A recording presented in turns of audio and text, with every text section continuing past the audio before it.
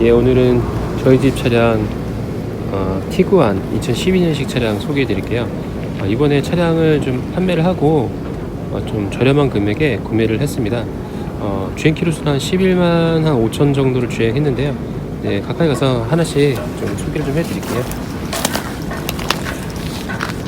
먼저 전체적인 외관은 뭐 이렇게 군데군데 기스도 있고 한데 저는 사실은 차를 살 때 외관은 그렇게 중요하게 보지는 않기 때문에 이 정도 기스 있다고 해서 제가 이 차량 구매를 망설이지는 않았어요, 사실.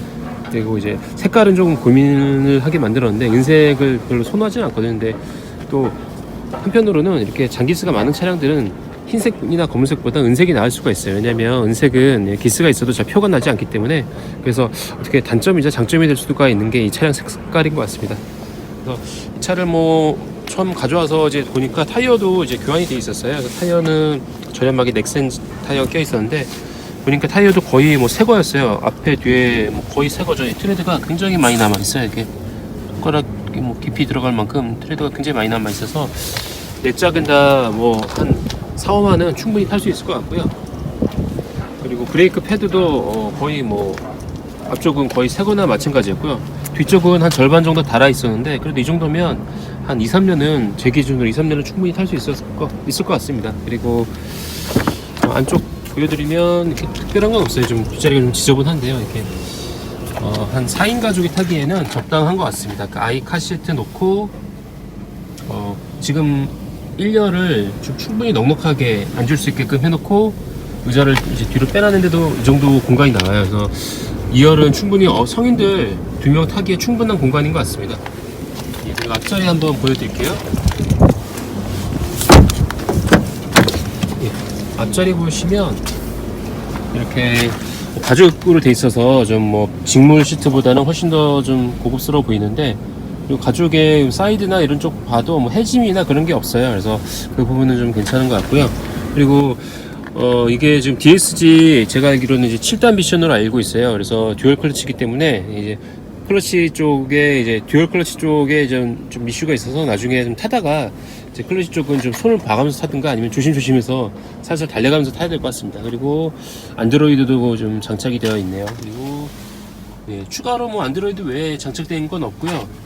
한 가지 더 보시면 썬루프가 없어요. 이제 차 천장을 보시면 썬루프가 없는데 저는 오히려 썬루프가 없는 게 좋더라고요. 전에 아우디 차량을 타보니까 수입차 썬루프가 있는 차는 또 연식이 오래된 차는 온갖 잡소리가 다 납니다. 그 과속방지턱 지나가면 삐걱삐걱 찌걱찌걱 별의별 소리 다 나요. 그래서 오히려 썬루프가 없는 게 차라리 기능상으로는 모르겠지만 좀 감성적으로 훨씬 나은 것 같습니다. 그래서 잡소리에서 해방될 수 있기 때문에 썬루프가 없는 차량이 오히려 오래된 수입차는 더 나을 수가 있고요. 수리비 측면에서 훨씬 더 유리할 수가 있습니다. 그리고 트렁크 한번 보여드릴게요. 뒤쪽을 보면은 라이트가 조금 이렇게 멋스럽진 않아요. 이게 12년식이다 보니까 요즘에는 이렇게 일자형으로 이렇게 쭉 이렇게 확장형 그런 테일램프가 좀 많이 인기더라고요. 근데 딱 봐도 좀 약간 구형 느낌이 나죠. 근데 우리나라 차 소렌토도 한때는 이런 디자인으로 이런 후미등 디자인으로 나왔었기 때문에 최근까지도 그래서 크게 많이 이질적이거나 구형 같은 느낌은 안 드는데 그래도 요즘 나오는 차에 비해서 약간 구형 느낌이 날 수 있다 정도고요.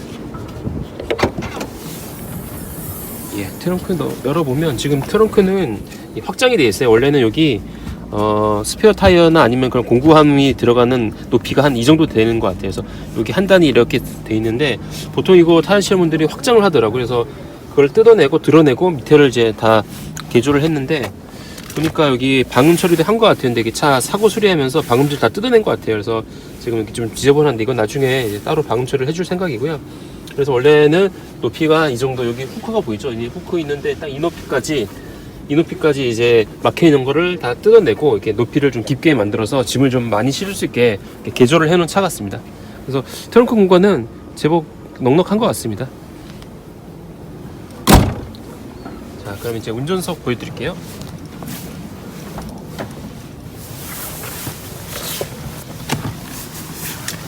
자, 운전석 실내 타시면은 일단 키온 해보면 이제 주행 키로수가 나오는데요. 11만 5,564km 주행했고요.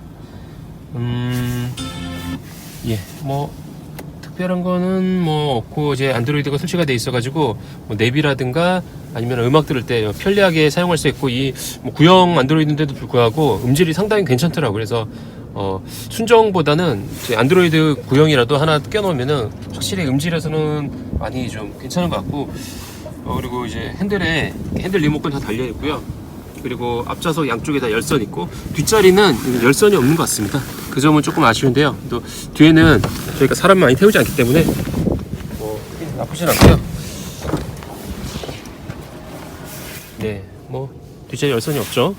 열선이 없고 그 대신 이제 뭐 이렇게 선반 같은 게 있어요. 그래서 뭐 선반 내리면은 올리면 이렇게 뭐 간단하게 식사 같은 거 할 수 있는데 거의 뭐 쓰진 않을 것 같고요. 그래, 마지막으로 엔진룸 한번 소개해 드릴게요.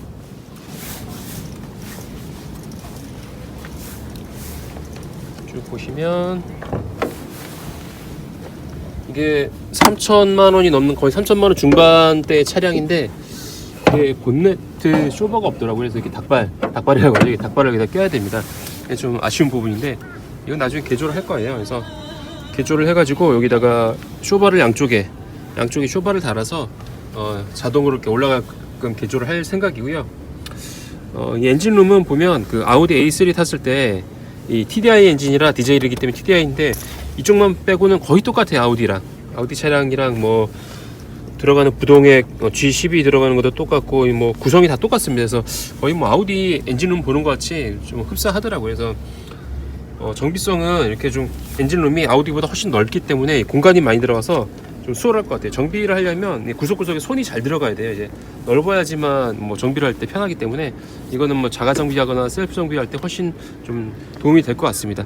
그리고 이거 제가 한 일주일 정도 운행하면서 이제 몇 가지 단점을 발견했어요. 이제 단점 먼저 이제 세 가지 먼저 말씀을 드리면 이 고질병 중에 하나라고 하는데요. 첫 번째는 이 냉간시에 시동을 걸면 여기서 이제 벨트에서 쇠소리가 나요. 뭐 끽끽끽 하는 쇠소리가 나는데 이게 에어컨 풀리나 아니면 발전기 풀리가 이제 고착이 되려고 해서 나는 소리라고 하더라고요. 그래서 그 부분은 나중에 벨트 자가 교체하면서 한번 더 확인을 해볼 생각입니다. 그리고 두 번째 고질병은요. 실내로 들어가서 보여드릴게요.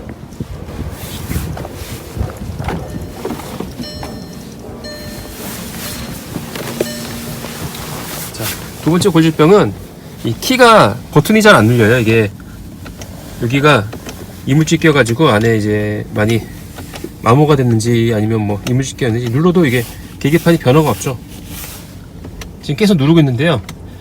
계속 누르면 이게 계기판이 꺼져야 하는데 안 꺼집니다. 제가 힘있게 한번 눌러볼게요. 자, 힘있게 누르니까 꺼집니다. 그래서 이 키가 이 안에 때가 껴가지고 그런 것 같은데 나중에 뭐 알콜 솜으로 닦아주면은 이 부분은 크게 어렵지 않게 해결이 된다고 하고요. 이 부동의 게이지가 지금 90까지 안 올라가요. 이게 차가 지금 한 3-40분 주행하고 세운 지 얼마 안 됐는데 이게 원래 90까지 올라가야 되거든요. 근데 70에서 80분밖에 안 올라가요. 아무리 타도. 그래서 이거는 2차 서머스탯이 고장이 나서 그렇다고 하는데 그거는 일단은 부품이 배송이 되는 대로 제가 한번 자가로 교체하면서 그 영상도 함께 소개해 드리도록 하겠습니다.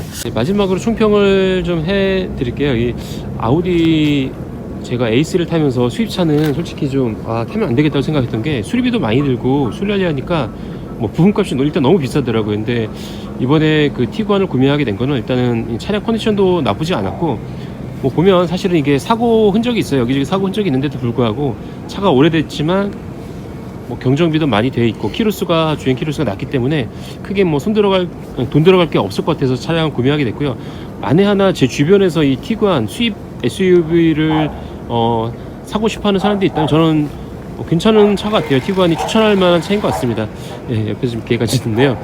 예, 티구안은 뭐 우리나라 차로 비교하자면 스포티지 R 정도 사이즈인데 스포티지 R 타면서 느낄 수 없는 그런 주행 안정감이라든가 고속 주행 안정성, 그리고 이게 4륜구동 차량이기 때문에 눈길 빗길에 굉장히 안정적인 주행을 할 수가 있을 것 같습니다. 그래서 만약에 수입 중고차를 구매를 고려하시는 분들이라면 티구안을 강력 추천드립니다. 네, 오늘은 2차 서머스탯 교환하는 영상을 소개해 드리겠습니다. 그 2차 서머스탯이 고장이 나면 그 온도 게이지가 상승을 하지 않아요. 그래서 겨울철에 히터도 나오지 않게 되는데요. 그 교환 방법은 간단합니다. T20짜리 별렌치로 에어 필터를 탈거를 해주셔야 되는데 볼트는 총 8개가 있습니다. 그래서 8개의 볼트를 모두 다 탈거해 주시면 됩니다. 그리고 저 교환 방법은 뭐 여러 가지가 있어서 뭐 작업자마다 이제 그 편한 방법대로 하면 되는데요. 저는 공구도 좀 적었고, 그리고 저 에어 필터 저 상단부 플라스틱 커버가 저 빠지질 않더라고요. 뻑뻑해서. 그래서 그냥 무리해서 빼지 않고 저 커버는 살짝 한 손으로 들고 탈거하지 않고 작업을 했습니다. 일단 앞쪽에 에어 필터 앞쪽에 있는 저 플라스틱 송풍구 공기 흡입구 저쪽을 뜯어내 주셔야 되고요. 그리고 왼쪽에 있는 저 U자 관처럼 생긴 공기 흡입구도 호스도 마찬가지 탈거를 해주셔야 됩니다. 저걸 빼지 않으면 저 공간이 안 나와서 저 하단부에 그 에어필터 커버가 좀 빠지지 않더라고요.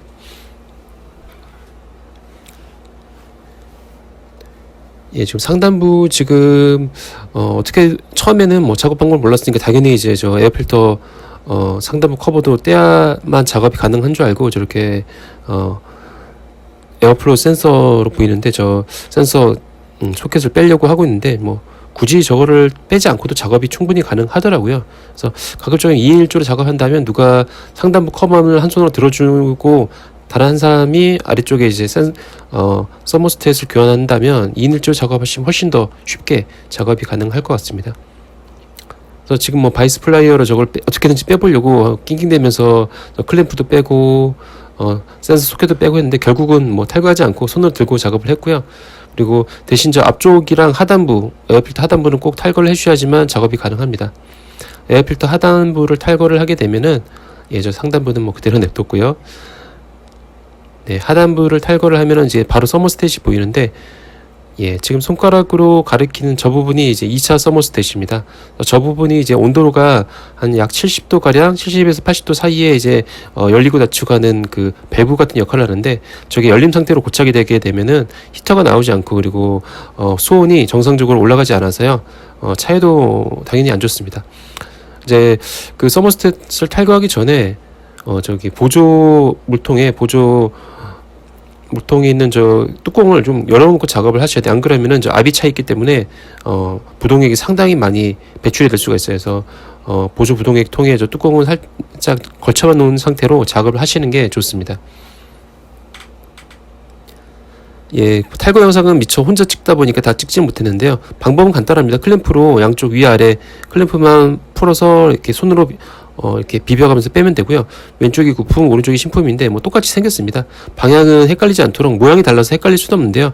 화살표가 있으니까 화살표 방향이 이쪽으로 가게 장착해 주시면 되고, 부동액이 바닥에 흐르지 않도록 깨끗하게 꼼꼼하게 잘 닦아가면서 작업을 하셔야 됩니다.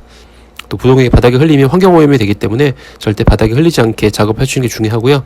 그리고 누수되는 부분이 없는지 마지막에 꼼꼼히 확인해 주시면 작업은 간단하게 끝납니다. 지금 고장난 제품을 수돗물 한번 관통 테스트를 해봤는데요. 그냥 그대로 바이패스를 하는 게 보이죠. 그대로 그 밸브의 역할을 못하고 그냥 수돗물이 들어오는 대로 그대로 나가버립니다. 이제 열린 상태로 고착이 돼서 이런 증상을 보여주는 거고요. 이걸 교환하면서 온도가 올라가지 않고 그런 증상들이 개선이 됐습니다. 스타트 버튼이 잘 안 눌려요. 이거 눌러도 계기판에 변화가 없어요. 아무리 눌러도. 그래가지고 이게 빡빡해서 이거를 가려면 이거 뜯고 이거 뜯으면 돼요. 이 두 가지 뜯으면 되고요. 이거 먼저 뜯을게요. 이렇게 뜯으면 이거를 중립으로 놔야 돼요. 중립으로. 이거를 중립으로 놓고 다시 끄시고 꺼지지도 않네요. 끄시고 됐습니다. 그리고 이제 뽑아 볼게요.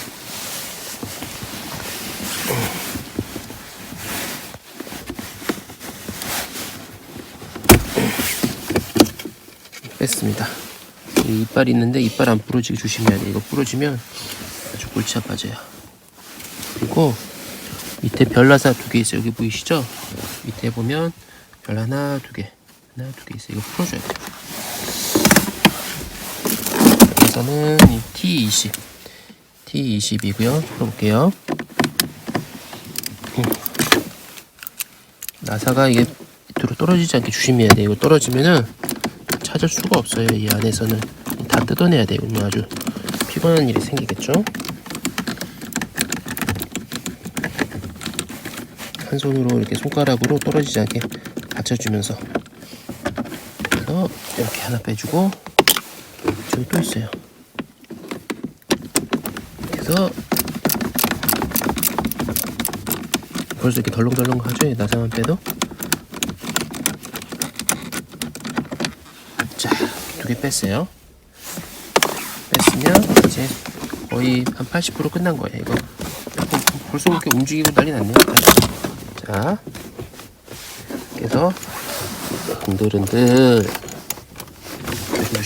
빼는데 이게 걸리니까 여기 보면 뒤에 배선이 있는데 이걸 또 빼줄까요? 아, 귀찮으니까 그냥 빼지 말고 그냥 엄마 빼면 되니까요. 됐어요. 누르고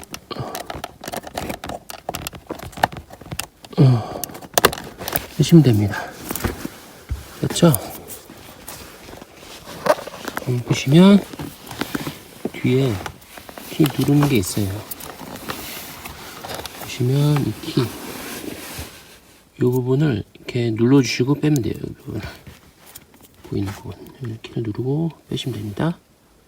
예. 그리고 뺄 때는 이 위에 쇠 보이죠? 쇠 이걸 누르고 위로 빼면 돼요. 해볼게요. 누르시고 쭉으로 예, 뺐습니다. 뺐고요. 예, 핀이 하나 빠졌죠? 예, 핀 잊어버리면 안 돼요. 이제 이거 갖고 집에서 고쳐보겠습니다.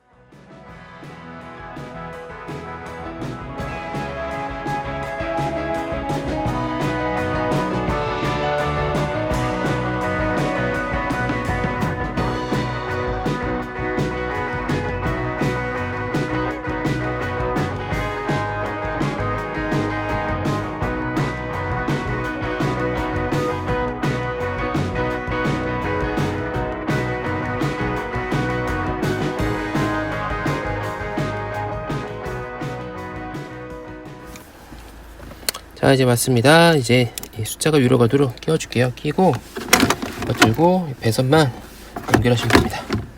끼울게요. 약간 소리가 안 꼈죠? 잘 안 들어가네요. 아, 이렇게인가?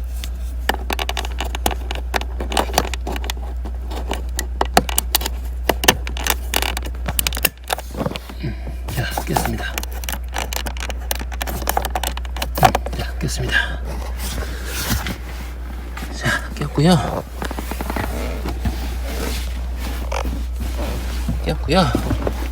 자, 이제 원위치를 해주면 돼요. 이거를 뺀 군형에 맞춰서 저기 군형이 2개 있죠.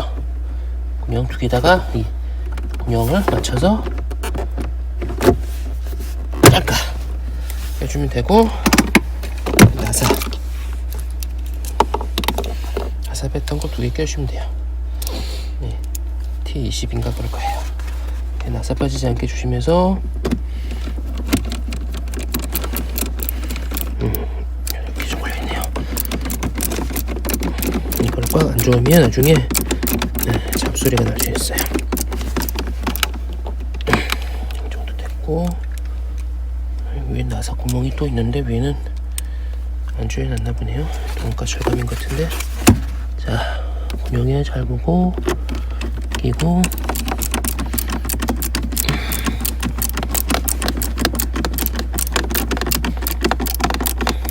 자, 귀찮아서 안 하려는데 시동이 하도 안 걸려가지고 어쩔 수 없이 했습니다.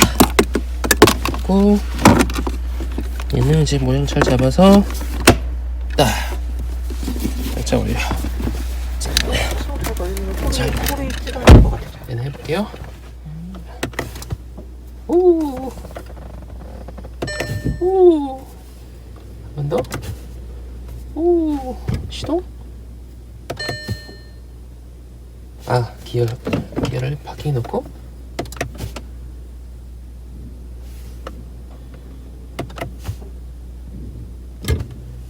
자, 시동. 오, 잘 걸립니다. 꺼볼게요. 또는 필요하네. 오늘은 저희 집 차량 폭스바겐 차량 ECU 업데이트, ECU 리콜이죠. 리콜 받은 영상을 좀 소개를 해드리겠습니다. 정확히 말하면 이제 배출가스 저감 장치에 관련된 리콜이었고요. 폭스바겐이 예전에 배출가스 저감 장치를 조작을 해서 특정 검사 조건에서만 배출가스가 적게 배출되게끔 해서 뭐 정부에서 이제 강제로 시정 명령이 내려져서 그 해당 부분을 이제 리콜을 실시를 했는데요. 오늘은 분당에 있는 서비스 센터에 리콜을 받으러 왔고요. 2층에 뭐 쾌적한 대기실이 마련이 되어 있어서 음료수도 공짜로 마실 수 있고 커피도 마시면서 편하게 대기하다가 리콜을 받을 수가 있었습니다. 그리고 리콜 받은 후기는 제가 뭐 나중에 또 한 번 더 소개해 드리겠지만, 리콜에 대해서는 뭐 설왕설래 말이 많아요. 이제 받아야 된다, 받으면 안 된다 말이 많은데, 제가 그 부분에 대해서는 제 경험담을 한 번 더 소개를 해 드리도록 하겠습니다. 정확하게 제가 이제 리콜을 받은 내용은 어떤 부분은 뭐 EGR 밸브를 바로 뭐 교환을 해주는 그 리콜 대상에 그런 뭐 대상도 포함되어 있던데, 저 같은 경우는 그냥 EA189 엔진 ECU 업데이트라고 해가지고 그냥 ECU에서 뭐 EGR 작동 조건만 변경한 그런 업데이트였어요. 근데 이제 많은 분들이 업데이트를 받으면은 연비가 떨어진다, 뭐 출력이 떨어진다 그런 말들이 많아서 리콜을 좀 많이 좀 꺼려하시는 분들이 계셨어요. 그래서 초기에는 리콜 참여율이 굉장히 많이 낮았다고 해요. 그래서 리콜 참여율을 이제 많이 끌어올리기 위해서 신뢰 회복 프로그램이라는 뭐 그런 명목 하에 11가지 주요 부품들에 대해서 폭스바겐이 해당 부품들을 24개월 동안 무상 보증해주는 그런 프로그램을 시행을 했습니다. 지금도 하고 있고요. 그래서 만약에 저처럼 그 중고차를 구매하셔가지고, 물론 EA189 엔진에 해당되는 차량이어야 되겠죠. 그래서 해당 차량의 ECU 리콜 업데이트를 받았다면은 그 부분에 대해서는 11가지 부품에 대해서 24개월 동안 무상 보증을 해주고 있습니다. 물론 이제 보증받는데 조건은 굉장히 까다로워요. 그래서 어떤 부품들을 무상 보증해 해주냐면, 뭐 제가 하나씩 읽어드릴게요. 이제 람다 프로프, 또 온도 센서, EGR 전원 밸브, 또 EGR 밸브, EGR 차압 센서, 그리고 인젝터 4개, 고압 펌프, 연료 레일, 압력 제어 밸브, 압력 센서, 고압 파이프라인. 총 이렇게 11가지인데, 뭐 차 잘 모르시는 분들은 이게 도대체 뭐야, 뭘 해준다는 거야, 이렇게 잘 헷갈리실 수가 있어요. 그래서 제가 이제 이 내용들을 쭉 조금 뭐 조사해 보니까 먼저 이제 차에서 디젤 같은 경우는 이제 연료 라인에 쇳가루가 돌면은 수리비가 몇백만 원이 호가합니다. 이제 인젝터만 바꿔도 벌써 뭐 4, 500만 원 깨지고요. 근데 그 연료 라인에 쇳가루가 돌았을 때 그 부분을 이제 보장을 해주는 거고요. 그리고 EGR 밸브, 배기가스 재순환 장치가 막혔거나 비정상 작동을 할 때 EGR 밸브에 관련돼서도 보증을 해준다는 내용이고요. 이 여러 가지 부품 보증 수리 항목만 쭉 봐도 이거를 만약 수리를 내가 자비로 예를 들어서 연료 라인에 쇳가루가 돌았다 그러면 쇳가루 돈 거 수리하는 데만 수리비가 거의 중고 차값만큼 들 거예요. 그리고 EGR 밸브도 내가 개인이 가려고 하면 센터 기준으로 지금 현재 기준으로 120만 원 이상 수리비가 발생을 하고요. 그래서 이런 부분들에 대해서 물론 이제 무상 보증을 받는 게 조건이 보니까 굉장히 까다롭더라고요. 그래서 뭐 탈부착 해당 부품에 대한 탈부착 흔적도 없어야 되고 기존의 수리 내역도 없어야 되고 사설 정비소에서의 뭐 수리한 그런 내역도 없어야 되고 그러다 보니까 좀 중고차를 샀을 때 솔직히 그런 걸 다 알고 구매할 수는 없잖아요. 근데 물론 이제 그런 부분들이 많이 까다롭긴 하지만 이 리콜을 받음으로 인해서 이 11가지 부품에 대해서 24개월 동안 무상 보증을 해주기 때문에 그 부분은 이제 EA189 엔진이 장착된 차량을 중고로 구매하시는 분들한테는 큰 메리트가 될 것 같습니다. 그리고 저는 이제 10년 된 중고차를 구매했는데 차량이 이제 10년 정도 되면 뭐 EGR이라든가 아니면은 뭐 인젝터라든가 그게 언제 고장 나도 전혀 이상하지 않은 연식이고 또 키로수입니다. 그래서 만약에 내가 폭스바겐 중고차를 구매를 했는데 아직 리콜을 받지 않은 차량이다 하면은 그리고 혹시라도 리콜을 받았다면은 그 리콜 받은 후에 24개월까지만 해당 부품이 무상 보증이 되기 때문에 꼭 그 리콜 기간 안에 차량이 고장났다면 꼭 센터 방문해 보셔가지고 무상 보증이 되는지를 꼭 확인을 해 보시고요. 아직도 이제 리콜을 받지 않으신 분이 계시다면 리콜을 받아야 되나 말아야 되나 고민하는 분들이 계시다면 제 경험을 비춰봤을 때 리콜을 받으시는 게 좀 더 합리적인 선택인 것 같아요. 그리고 제가 리콜 받고 한 달 정도 주행해 보니까 연비 하락은 거의 없었어요. 뭐 운전 습관에 따라 다르지만 뭐 1km 내외도 차이가 안 나더라고요. 실질적으로는 1km면 리터당 1km면 거의 안 난다고 봐도 무방하니까요. 뭐 리콜을 받아야 되나 말아야 되나 망설이는 분들에게는 이제 뭐 제가 리콜했던 그리고 리콜하고 한 달 동안 주행해봤던 그 경험이 많은 도움이 되셨으면 좋겠습니다. 예, 감사합니다.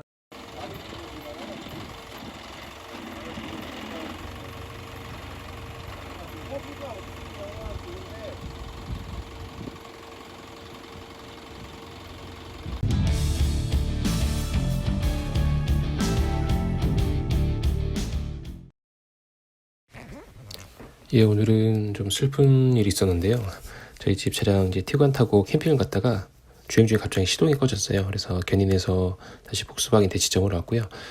시동 꺼진 이유는 잘 모르겠어요. 그 연료 라인 쪽에 좀 문제가 있었던 것 같고, 제가 지금 스캐너를 항상 가지고 다녀요. 그래서 스캐너로 스캔을 해보니까 따로 경고등이 전혀 점등된 게 없더라고요. 그래서 경고등이 안 뜨고 시동이 안 걸리는 원인에 대해서 여러 가지 생각을 해보다 보니 연료 라인이나 연료 압력 뭐 그쪽 문제인 것 같은데, 뭐 연료 압력 쪽이 문제면 연료 그 압력이 낮다는 그런 경고등이 또 떴을 텐데 뭐 그런 것도 없고 해서 일단 대치점으로 다시 견인 입고를 시켰고요. 이제 다시 대기실에서 기다리고 있습니다. 근데 보니까 뭐 다양한 뭐 굿즈도 있고 뭐 키링도 있고 한데, 혹시 뭐 바우처 갖고 계신데 뭐 10,000원, 20,000원 남아서 그냥 바우처 그냥 자동으로 기간 연장으로 소진해 버리시는 분들이 계시다면 여기 뭐 키링 같은 경우는 몇천 원 안 하더라고요. 그러니까는 바우처 조금 뭐 1, 2만 원 남았다고 그냥 없애버리지 마시고 여기서 뭐 간단한 키링이라도 이렇게 구매하시면 뭐 좋을 것 같고요. 또 휠 같은 경우도 예쁜 게 많이 있네요. 저는 저 개인적으로 위쪽 저 검은색 휠이 마음에 들더라고요. 그리고 이제 뭐 캠핑을 뭐 SUV로 많이 다니다 보니까 저렇게 뭐 다양한 캠핑 용품들도 있고 머그컵이라든가 저렇게 뭐 예쁜 방석들도 있더라고요. 그래서 대기실에서 구경하면서 차량 이제 수리가 될 때까지 구경하면서 다양한 이제 굿즈들을 보고 있는데 좀 계속 보고 있으니까 사고 싶은 마음이 들더라고요. 근데 가격도 생각보다 비싸지가 않아요. 뭐 저렴한 거는 뭐 1, 2만 원대부터 저런 뭐 가방 같은 거나 저런 것들은 뭐 4, 5만 원, 5, 6만 원도 하고요. 그리고 다이나믹 휠캡도 좀 마음에 들더라고요. 휠이 회전해도 캡은 그냥 그대로 가만히 있는, 그래서 마크가 선명하게 보이는 그런 캡이더라고요. 이제 뭐 대기실은 편해요. 그래서 안마 의자도 있고 대기실도 넓고 와이파이도 제공이 돼서 차 수리되는 동안 이제 편하게 기다릴 수 있었고요. 그리고 시동이 꺼져서 이제 만약에 수리를 하게 되면 만약에 이게 이제 큰 고장이 났다 하면 엔진을 내려야 되는데 수리비가 굉장히 많이 든다고 하더라고요. 그래서 대기실에서 기다리면서 폐차장 전화번호를 여러 군데 알아보고 있었는데 다행히 연료 라인에 공기가 찼다고 해서 연료 라인에 공기만 빼고 정상 출고를 할 수가 있었습니다. 예, 그래서 오늘도 이렇게 티구안 셀프 정비는 아니지만 간단하게 수리했던 후기를 소개해드렸습니다. 예, 감사합니다. 네, 오늘은 저희 집 차량 티구안 연료 필터 교환하는 방법을 알려드리겠습니다. 저희 집 차량은 디젤 차량이고요. 디젤 차량은 저렇게 연료 필터가 엔진룸 안에 있어요. 그래서 간단하게 교환을 할 수가 있고요. 먼저 교환 전에 필터 케이스를 이렇게 천으로 좀 감싸서 디젤이 이제 누설이 될 때 엔진룸 아래로 좀 흐르는 거를 좀 먼저 막아줘야 됩니다. 그리고 필터 케이스 상부에 이제 이물질이 있다면은 먼지 같은 게 이제 있을 수밖에 없잖아요. 그래서 물티슈로 저는 깨끗하게 닦아주는데 제일 좋은 거는 엔진룸 세정제로 세정하고 에어건으로 불어서 깨끗하게 이제 이물질을 날려주는 게 제일 좋습니다. 뭐 에어건이 없다면은 저렇게 물티슈로 닦아주셔도 큰 상관은 없고요. 큰 먼지 같은 게 필터 케이스 내부로 들어가면 안 되기 때문에 먼저 교환하기 전에 깨끗하게 닦아주고 교환을 하셔야 합니다.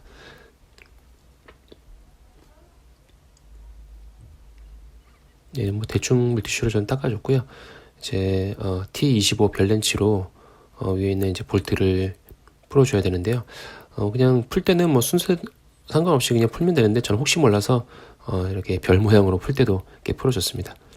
그래서 렌치로 이렇게 어느 정도 힘으로 잠겨졌는지 확인하면서 이렇게 풀어주면 되는데 제가 느끼기에는 생각보다 좀 꽉 조여져 있는 것 같더라고요. 그래서 잘 풀어주고 나머지는 이제 손으로 이렇게 돌려서 풀어줬고요. 볼트 떨어지지 않게 조심하셔야 돼요. 엔진룸 아래로 저 볼트가 하나라도 떨어지면, 그래서 하나라도 볼트가 체결이 안 되면 연료가 누설될 수밖에 없기 때문에 저 볼트가 떨어지지 않도록 조심해서 탈거를 해주셔야 됩니다. 그거 외에는 특별하게 뭐 조심하시거나 주의할 만한 부분은 없고요. 별 볼트는 좀 총 5개가 체결이 되어 있습니다. 그래서 조심해서 별 볼트 5개를 이렇게 풀어주면 되고요. 오늘 사용할 필터는 만 필터입니다. 저게 호환품인데 한 약 3만원 정도 주고 구매를 했어요. 근데 정품보다 한 2배 이상 저렴한데 대신 필터가 좀 아무래도 성능이 좀 떨어질 것 같아서 좀 저는 1년마다 한 번씩 자주 교환해 줄 생각이고요. 그리고 교환할 때는 꼭 저렇게 비닐 장갑을 끼고 교환을 하셔야 됩니다. 필터는 저렇게 예쁘게 이제 비닐로 포장이 되어 있어서 일단 포장을 먼저 벗겨줬고요. 자세히 보시면 아시겠지만 필터가 좀 많이 이렇게 두께도 얇고 이렇게 촘촘하지가 않아요. 그러니까 뭐랄까 뭔가 좀 밀도가 좀 떨어지는 것 같더라고요. 그래서 정품보다는. 그래서 아무래도 필터는 정품이 제일 좋아요. 그래서 여유가 되신다면 정품 필터를 교환하시는 게 가장 좋고요. 아니라면 이렇게 호환품 중에서도 만 필터가 제일 좋다고 하니까 저는 만 필터로 교환을 해줬고요. 그리고 저렇게 연료 필터 케이스 뚜껑을 열면 이렇게 연료가 좀 살짝 흘러나올 수가 있어요. 그래서 이제 걸레를 받쳐주는 게 중요하고요. 그리고 저 케이스 상단을, 필터 케이스 상단을 너무 뒤로 꺾으면 저 연료 호스가 더 꺾일 수가 있어요. 저 노후된 차량은 연료 필터 연료 호스에 좀 크랙이 많이 가 있을 수가 있는데 너무 뒤로 꺾으면 저게 호스가 꺾이니까 적당히 이렇게 손으로 받치고 들어주는 게 좋고요. 구품 필터는 이렇게 돌려가면서 기존에 흡수되어 있던 연료를 다시 좀 필터 케이스 안으로 넣어주는 게 좋고요. 이렇게 막 뺑뺑 돌려가면서 하면은 경유가 쉽게 빠져나옵니다. 근데 이제 조심하셔야 될 거는 저 안에 보면 필터 케이스 안에 경유를 유심히 봤을 때 뭐 반짝거리는 쇳가루 같은 게 보인다 그러면은 저거 그대로 조립을 하신 다음에 꼭 센터로 가셔가지고 연료 라인 청소를 한번 받으셔야 돼요. 저희 쇳가루가 한번 돌면은 엔진이나 인젝터가 망가질 수가 있기 때문에 쇳가루가 돈 차량이라면 이제 나중에 수리비가 많이 들 수 있습니다. 그래서 필터를 교환하면서 꼭 필터 케이스 내부에 쇳가루가 있는지 확인을 해주시는 게 중요합니다. 예, 저희 차량은 뭐 다행히 쇳가루가 없어서 구분 필터는 잘 빼냈고요. 그리고 심플 필터를 집어넣는데 만 필터가 좀 높이가 한 1cm 정도 낮더라고요. 그래서 아무래도 호환품이다 보니까 좀 필터가 정확하게 사이즈가 순정하고 똑같지는 않은데 그래도 큰 상관없을 거라 생각을 하고 조립을 했고요. 조립할 때는 너무 힘으로 이렇게 꽉 누르지 마시고 모양만 맞으면 살짝만 눌러도 딸깍하고 이제 조립이 되니까요. 너무 억지로 힘으로 조립하려고 하지 마시고 오링 씹히지 않나 잘 확인하면서 조립하시면 됩니다. 그리고 조립 순서는 별 모양으로, 대각선 모양으로 이렇게 조여주시면 되고요. 체결 토크는 5Nm로 체결을 해줬습니다. 필터 케이스 상단에 체결 토크가 써 있으니까요. 참고하시면 되고요. 조립은 꼭 별 모양으로 해가지고 어느 볼트 하나에만 너무 힘이 가해지지 않도록 힘이 골고루 분산되도록 조여주시는 게 포인트입니다. 그리고 외부에서 하면은 저렇게 이제 노상 정비를 하게 되면 바람 부는 날은 흙먼지나 그런 게 필터 케이스에 들어갈 수가 있어요. 그래서 가급적이면 주변 환경이 깨끗한 곳에서 교환을 하시고요. 뭐 지하 주차장이나 실내 주차장에서 하는 게 제일 좋은데 저는 이제 깜깜하니까 밖에서 교환을 했습니다. 그리고 이제 손으로 먼저 가조립을 해주셔야 되는데 손으로 안 돌아갈 때까지 충분히 꽉 조여주시고 조일 때도 역시 별 모양으로 해서 어느 볼트 하나에만 좀 너무 응력이 작용하지 않도록 이렇게 잘 조여주시면 됩니다. 별 모양으로 이렇게 체결을 해주고 있고요. 손으로 이제 가조립이 끝났으면 이제 토크렌치로 조여줄 차례인데요. 5Nm로 세팅해 놓은 토크렌치를 이용해서 조립을 하시면 됩니다. 네, 조립은 저렇게 별 모양으로 하시면 되고요. 손으로 가조립했기 때문에 생각보다 볼트가 많이 돌아가더라고요. 그래서 이렇게 딸깍 소리가 날 때까지 다 돌리신 다음에 또 대각선 아래, 또 대각선 위에 해서 총 5개를 별 모양으로 골고루 조립해 주시면 되고요. 조립이 끝났다면 한 번 더 혹시 모르니까 한 번 더 저는 체크를 해서 한 번 더 이렇게 한 번 더 조여줬고요. 그리고 절대 오버토크를 하시면은 볼트가 부러지거나 아니면은 필터 케이스 쪽 볼트 구멍이 파손되면은 큰 비용이 발생하니까요. 오버토크만 조심해서 교환하신다면 손쉽게 교환이 가능합니다. 네, 오늘은 저희 집 차량 티구안 타이밍 벨트 세트를 교환하러 가고 있습니다. 여러 군데 알아보다 보니까 보통 한 저렴하게 교환해주는 사설 업체가 한 60만원 정도의 교환을 해준다고 하는데, 일산에 있는 업체에서 오토랜드라는 곳에서 좀 더 저렴하게, 훨씬 더 좀 저렴한 금액으로 현금가로 이제 교환이 가능하다고 해서 이제 새벽부터 이제 일산으로 가고 있고요. 타이밍 벨트 세트를 교환하게 되면 이제 겉벨트 세트하고 타이밍 벨트 세트 이제 두 가지를 다 교환을 하게 되는데, 그때 이제 어떤 제품으로 교환을 하는지가 굉장히 중요해요. 그래서 뭐 저렴한 제품이 아니라 이왕이면은 컨티넨탈이나 뭐 INA 제품으로 교환을 하는 게 좋고요. 일산에 이제 거의 도착해 가는데 저희 집에서 약 1시간 반 정도 소요가 돼서 도착을 했습니다. 왕복 기름값을 하고도 충분히 이제 가격적인 메리트가 있어서 저희 일산까지 가서 이제 교환을 하게 됐습니다. 보통 센터에서 타이밍 벨트 교환을 하게 되면은 좀 굉장히 거의 100만 원대 가량 뭐 달라고 하더라고요. 제가 오토랜드 도착했고요. 저 리프트는 한 4대 정도 있는 것 같고, 좀 일산에 좀 초입부에 있는데 좀 외진 곳에 있더라고요. 그래서 아직 가게를 열지 않아서 좀 밖에서 좀 대기하다가 교환을 했습니다. 가게는 생각보다 좀 규모가 좀 있는 곳 같더라고요. 그래서 대기했다가 제일 먼저 아침 첫 순번으로 해서 교환을 진행을 했고요. 제가 이제 교환한 제품은 미리 이제 고지를 받고 가긴 했는데 확인해 보니까 컨티넨탈 제품으로 타이밍 벨트 세트 교환하고 이제 워터펌프는 이제 INA 제품으로 교환을 했고요. 뭐 INA 제품은 워낙에 유명한 제품이기 때문에 뭐 특별히 소개 안 해도 될 만큼 이제 유명한 제품이고요. 그리고 부동액은 프레스톤 제가 이제 미리 준비해 갔던 거 넣어서 따로 부동액 비용은 발생하지 않았고 11만 8천 킬로에 교환을 했고요. 벨트에서 자꾸만 끼리릭거리는 소리가 나서 교환을 하게 됐습니다. 이제 교환 후 집에 이제 가는 길인데 벨트에서 나던 끼리릭거리는 소리도 없어지고 차가 좀 굉장히 많이 정숙해지고 좀 떨림도 많이 줄어든 것 같아요.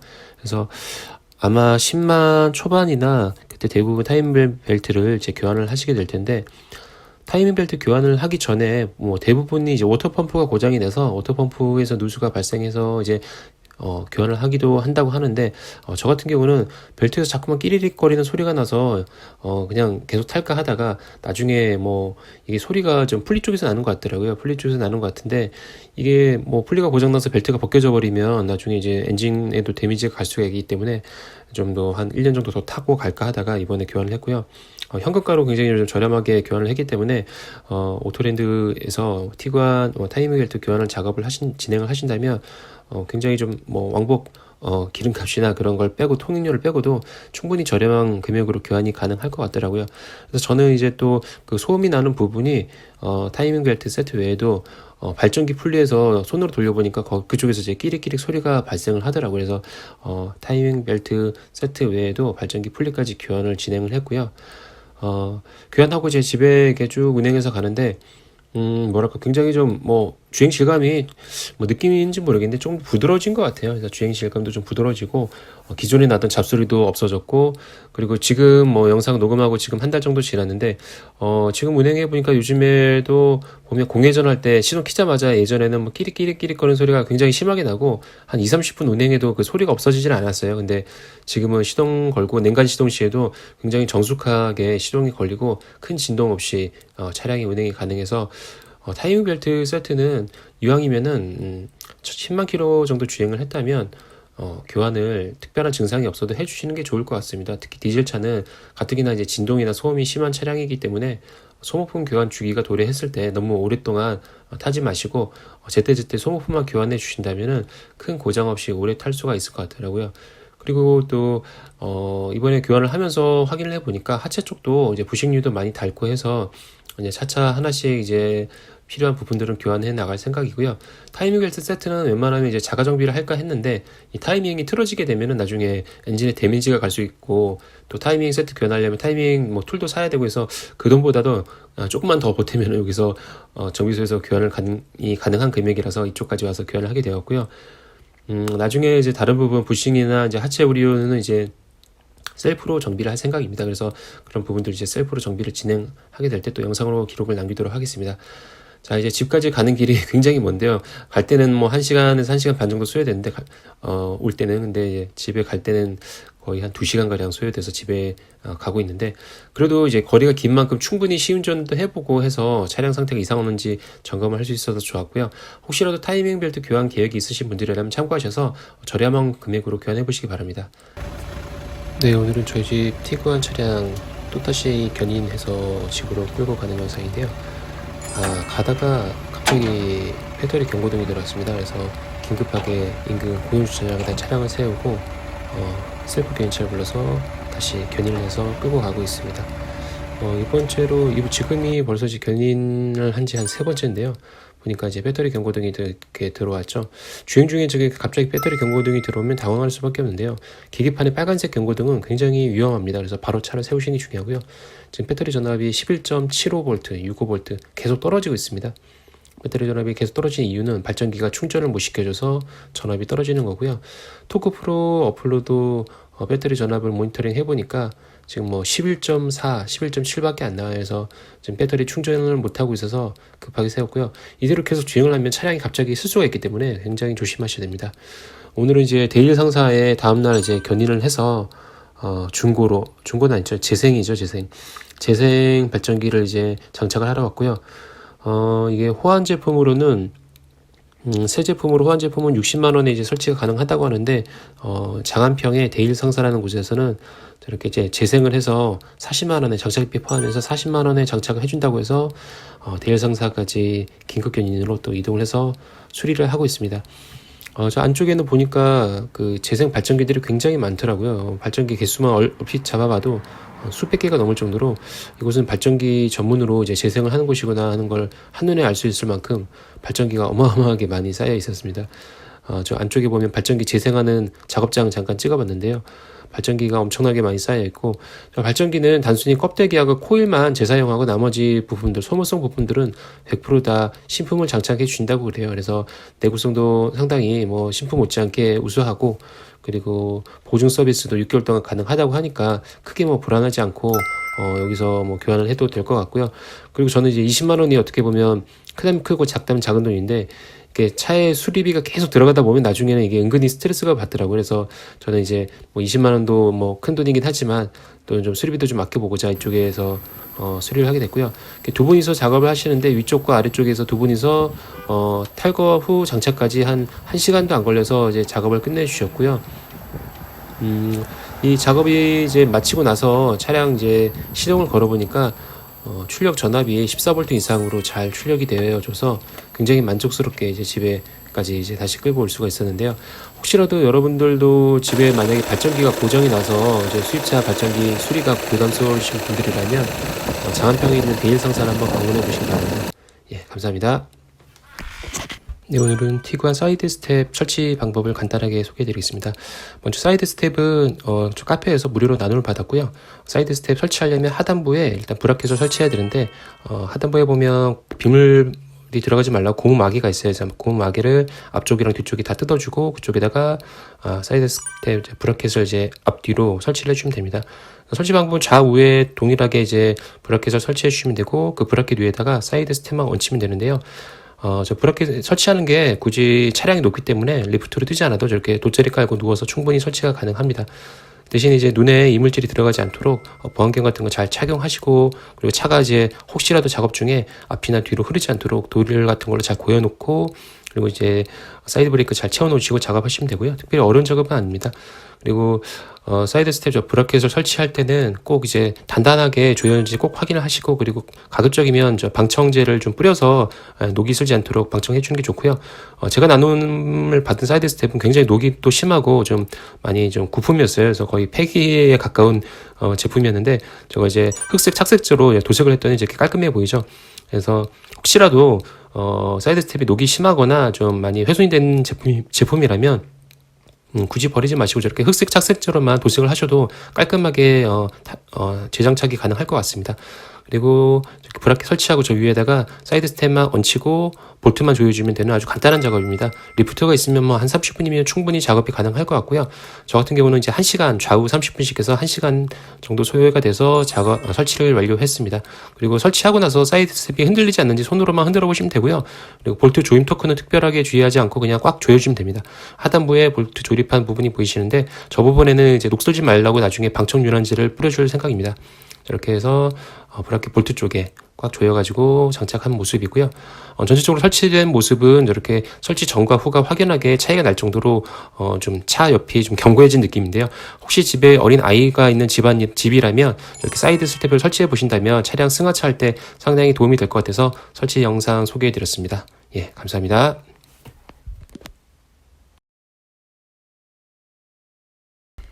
예, 오늘은 저희 집 티구안 차량 송풍구를 출을 해봤습니다.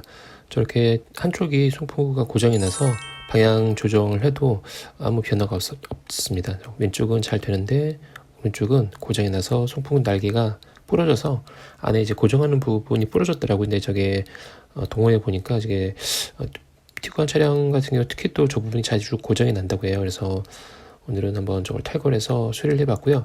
알리익스프레스에서 새 제품이 한 4,000원대 구매가 가능해요. 그러니까 저거 탈거하셔가지고 이왕이면 새 제품으로 교환을 하시고요. 만약에 뭐 굳이 이걸 수리하고 싶다 하시면 저처럼 영상 보시면 이렇게 옷걸이를 이용해서 수리를 하시면 자가 수리가 가능하니까요. 한 번씩 도전해 보시기 바랍니다.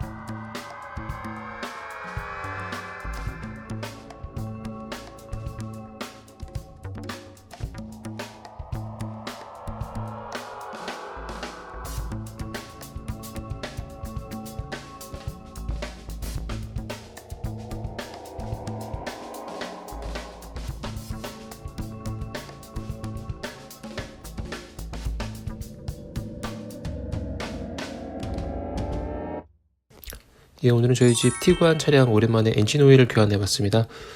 저는 이제 엔진 오일 교환은 보통 석션기로 이제 진행을 하고 있고요. 1년에 한 번 정도 가끔 가다가 이제 공임나라에 방문할 때 일이 있으면 그때 이제 폐유는 그쪽에서 작업하면서 이제 처리를 부탁해서 폐유 처리를 하고 있고요. 석션기를 이용하면은 좋은 게 일단 잔유 제거가 거의 완벽하게 되다시피 하고요. 드레인 방식을 하는 것보다도 어떨 때 보면 잔유가 더 많이 제거가 되는 것 같더라고요. 그래서 저는 주로 석션기를 이용해서 엔진 오일을 제거를 하고 이제 신유를 주입해서 교환하는 방법을 사용하고 있습니다. 교환 방법은 간단해서 특별히 뭐 영상을 보시면 누구나 쉽게 따라 하실 수가 있을 것 같고요. 잔유 처리만 잘 하신다면은 폐유 처리만 잘 하신다면 가정에서도 손쉽게 할 수 있는 방법이니까 한 번씩 영상 보시고 나도 이 정도면 할 수 있겠다 싶으신 분들은 따라해 보시기 바랍니다.